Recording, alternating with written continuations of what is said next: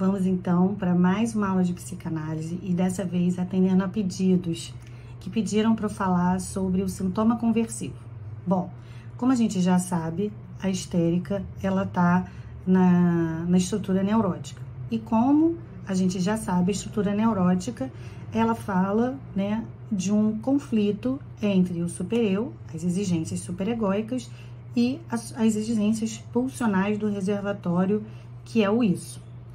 Então, todo sintoma neurótico, ele fala sobre essa interligação, essa relação entre o supereu e o isso, ou seja, tem ali alguma satisfação pulsional naquele sintoma, mas que o sujeito neurótico não deixa aparecer de forma livre.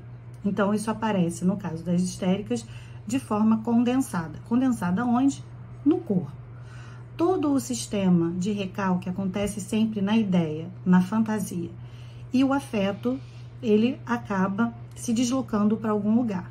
No caso da neurose obsessiva, se desloca para uma ideia substituta. E no caso da histeria, para o corpo.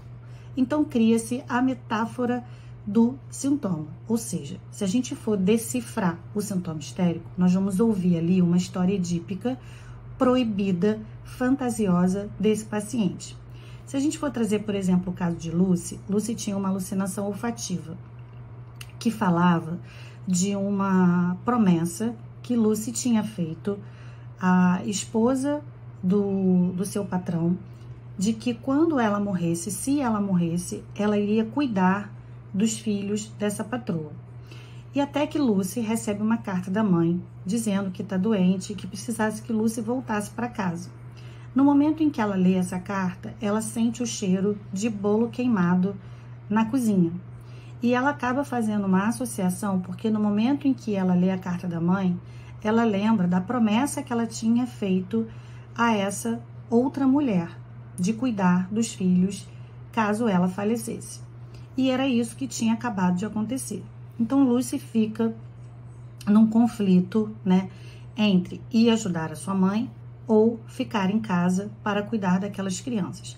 Só que o mais interessante do caso de Lucy é que Freud diz a Lucy que ela estava apaixonada pelo patrão, como se Freud tivesse, assim, feito uma grande descoberta. E Lucy diz a Freud: eu sei que eu sou apaixonada por ele.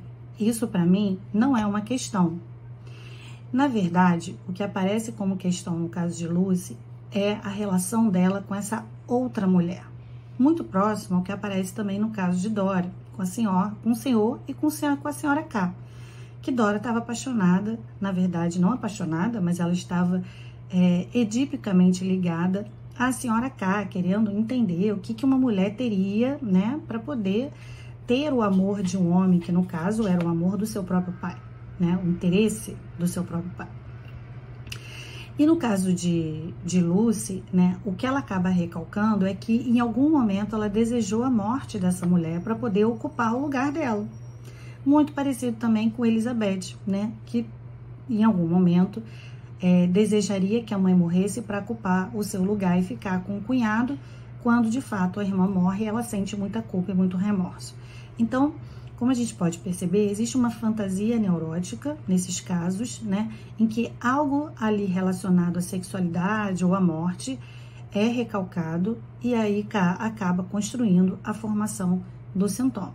E Lucy só consegue se desfazer do sintoma quando ela consegue revelar isso a Freud, né? E aí ela consegue ali entender o que aquele sintoma, aquela alucinação olfativa significava para ela. Bom, espero que vocês tenham gostado dessa aula. E essa aula, por exemplo, foi uma resposta a um atendimento de pedido. Então, faça o seu pedido também. Se você está aqui acompanhando as nossas aulas e quer assistir outras aulas, ajude a gente com o que você gostaria de ouvir, o que seria interessante para você saber. Bom, como vocês sabem, o nosso encontro aqui é sempre quinta e domingo às 18 horas. E até o próximo vídeo. Até lá!